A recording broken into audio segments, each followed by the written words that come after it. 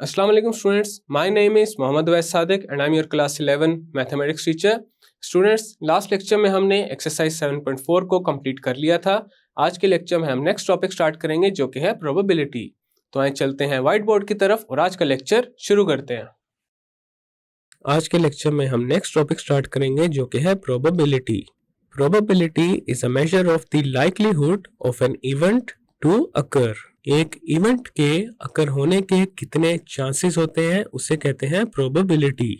बहुत सारे ऐसे इवेंट्स होते हैं जिनको पूरी सर्टेनिटी के साथ प्रिडिक्ट नहीं किया जा सकता. So we can only predict only the chance of an event to occur.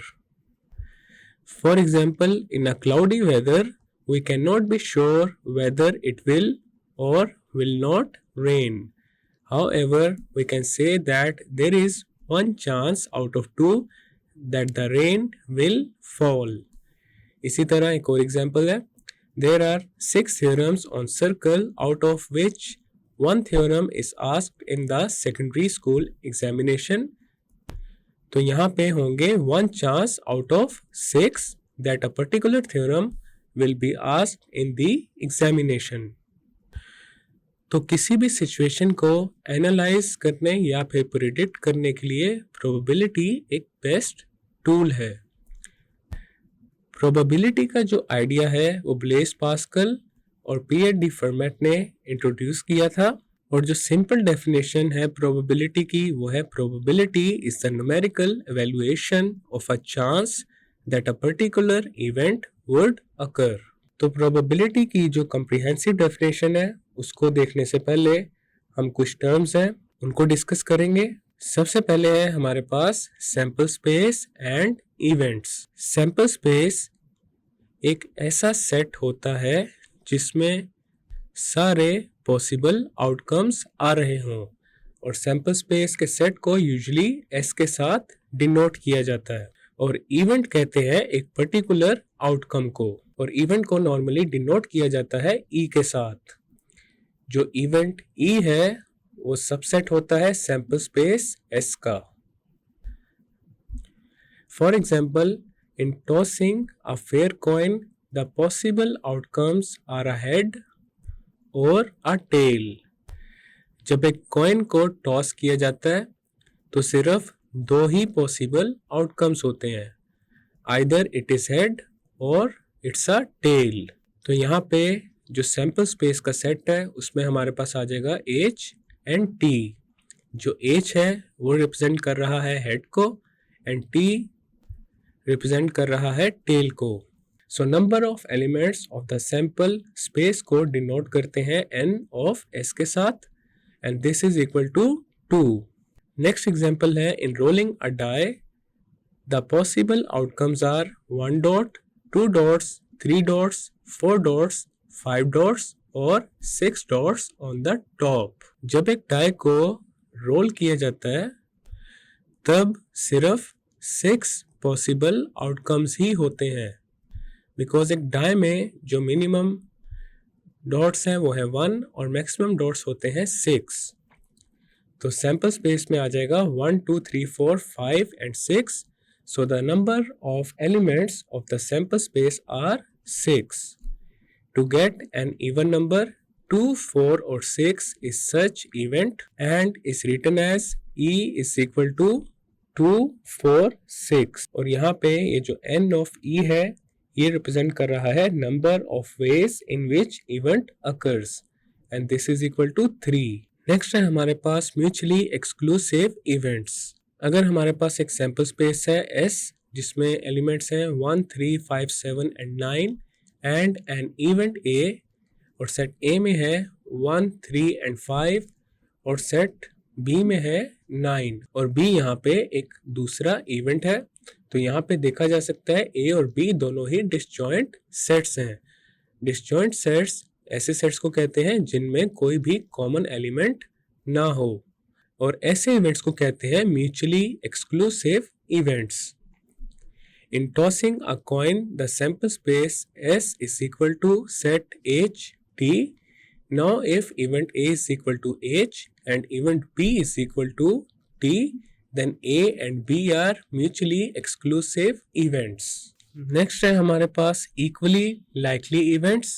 We know that if a fair coin is tossed, the chance of head appearing on the top is same as that of tail.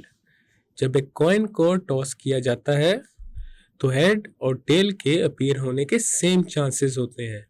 We say that these two events are equally likely. तो इस तरह के जो दो events होते हैं उन्हें कहते हैं equally likely events.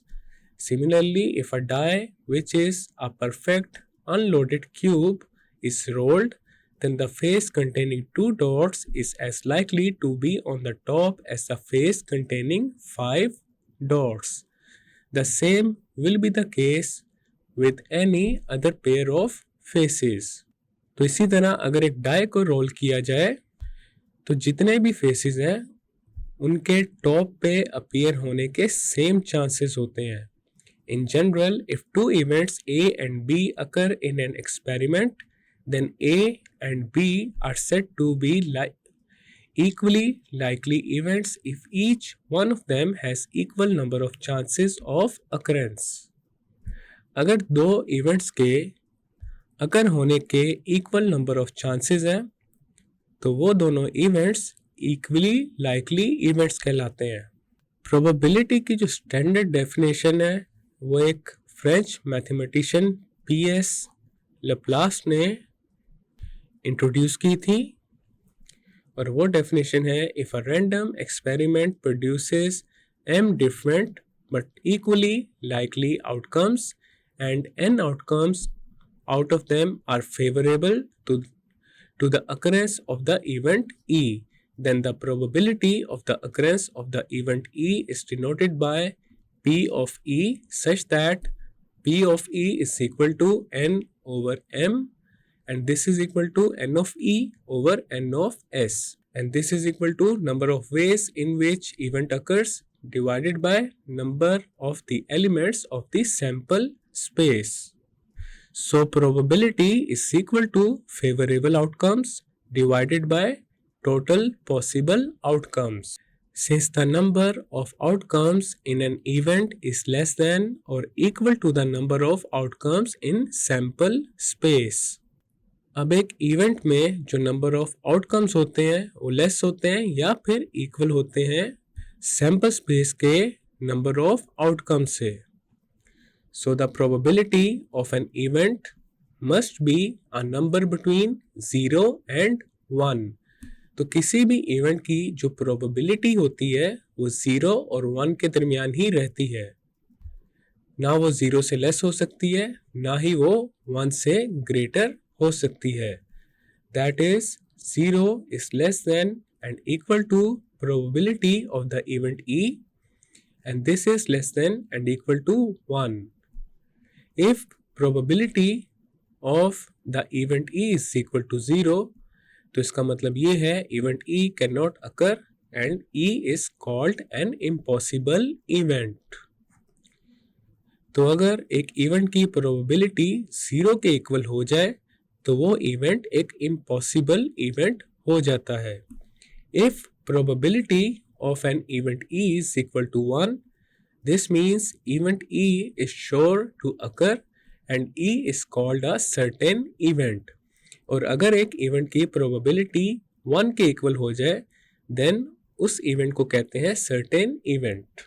अब हम प्रोबेबिलिटी से रिलेटेड कुछ एग्जांपल्स को करेंगे. हमारे पास है example number 1. A die is rolled. What is the probability that the dots on the top are greater than 4? तो इसका आप करते हैं सोल्यूशन. तो सबसे पहले तो हमने यहाँ बनानी है सैंपल स्पेस. सैंपल स्पेस को डिनोट किया जाता है S के साथ and this is equal to. अब एक डाई में जो टोटल पॉसिबल आउटकम्स होते हैं वो होते हैं 1 dot, 2 dots, 3 dots, 4 dots, 5 dots and 6 dots.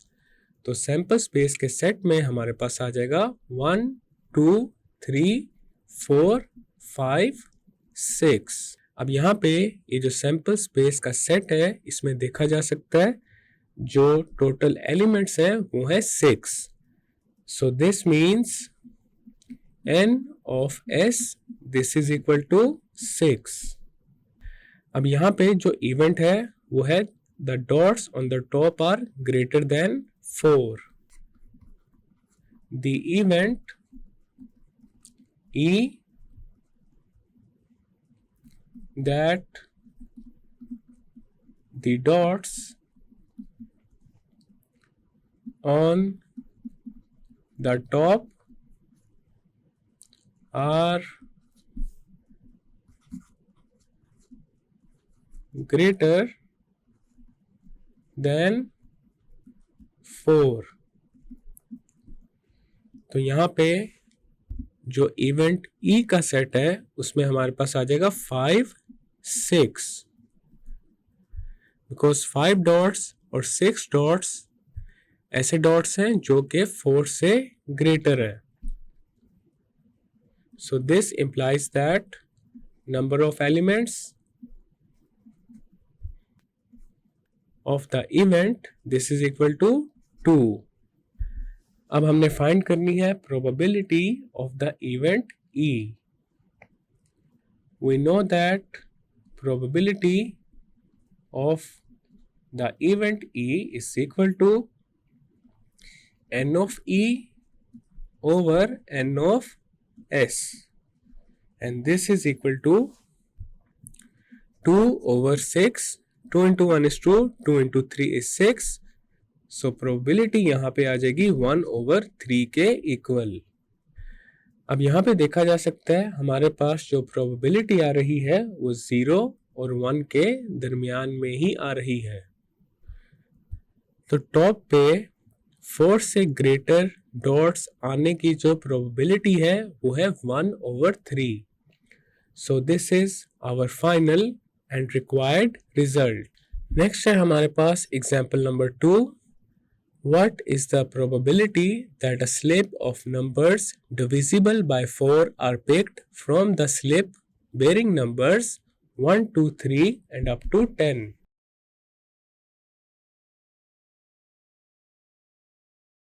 तो इसका करते हैं सोल्यूशन. तो सबसे पहले सैंपल स्पेस का सेट बनाएंगे. तो इसमें हमारे पास आ जाएगा 1, 2, 3 अप टू 10. अब यहाँ पे सैंपल स्पेस में जो टोटल नंबर ऑफ एलिमेंट्स हैं वो है 10. So total possible outcomes are 10. अब हमने फाइंड करनी है favourable outcomes. Let E be the event of picking slip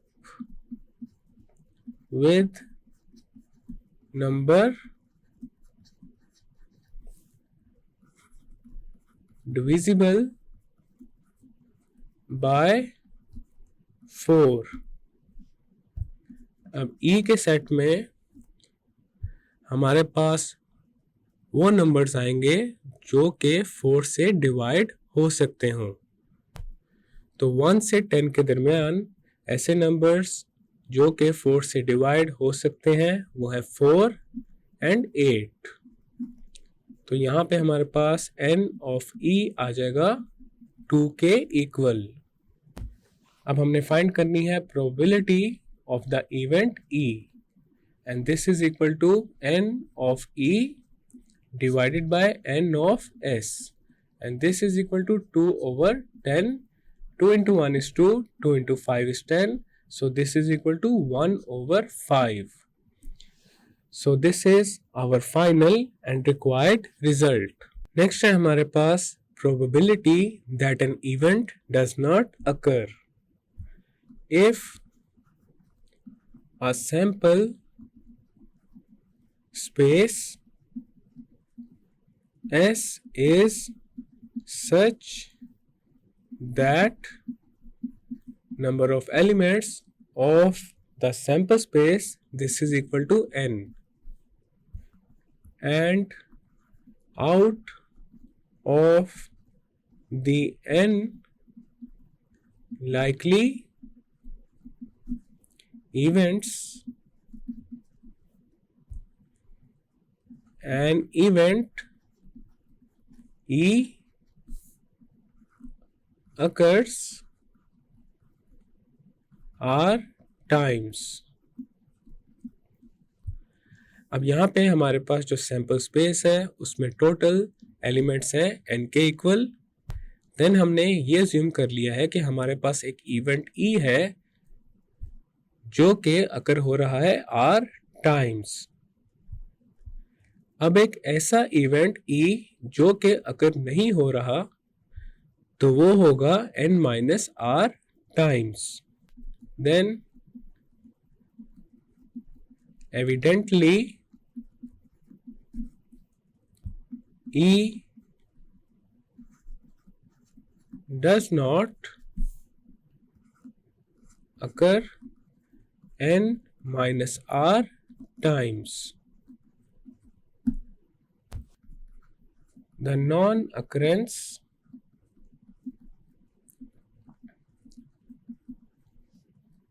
of the event E is denoted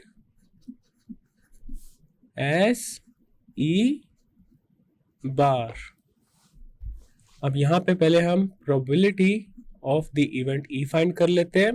This is equal to n of E over n of S and this is equal to R over n. अब हम find करेंगे probability of E bar. अब एक ऐसे event की probability find करनी है जो कि अकर ही नहीं हो रहा. So this is equal to n of E bar over n of S and this is equal to n minus R over n and this is equal to n over n minus R over n. n के साथ हो जाएगा cancel and this is equal to 1 minus R over n. तो हमारे पास probability of E bar आ जाएगा 1 minus. अब यहाँ पे ये जो R ओवर n है ये इक्वल है probability of the event E के. तो यहाँ पे आ जाएगा P ऑफ E. तो इस तरह से हम किसी इवेंट के अकर ना होने की प्रोबेबिलिटी फाइंड कर सकते हैं. स्टूडेंट्स, आज के लेक्चर में हमने प्रोबेबिलिटी को डिस्कस किया है और कुछ एग्जांपल्स भी सॉल्व किए हैं. नेक्स्ट लेक्चर में हम स्टार्ट करेंगे एक्सरसाइज 7.5. मैं उम्मीद करता हूं आपको आज का लेक्चर समझ आ चुका होगा. हम मिलेंगे अब अगले लेक्चर में.